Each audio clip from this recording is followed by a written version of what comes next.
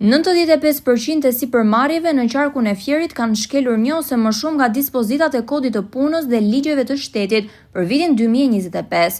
Të dhënat e Inspektoriatit të Punës për qarkun e Fierit flasin për një tendencë kryesisht në sektorin e tregtisë, ndërtimit dhe atij fason për shkelje të rregullave të punës. Nga 319 subjekte të inspektuara për vitin 2025, në qarkun e Fierit për 23 është caktuar masa e pezullimit të aktivitetit, 176 janë paralajmëruar për pezullim dhe 7 janë gjobitur me gjop që shkon deri në 2.180.000 lekë. Shkeljet variojnë nga marrëdhëniet e punës, pagat, kontributet e sigurimeve shoqërore shëndetësore, kushtet dhe siguria deri tek dyshimi për diskriminim. Përveç masave ndëshkuese, Inspektoriati në Fier ka referuar raste dhe në organet ligjpatuese dhe Komisionerin kundër diskriminimit. Kështu bazuar në denoncime nga qytetarë ose punonjës, janë kryer 30 kontrolle, prej të cilave sikundër raporton Inspektoriati, disa raste janë referuar në polici.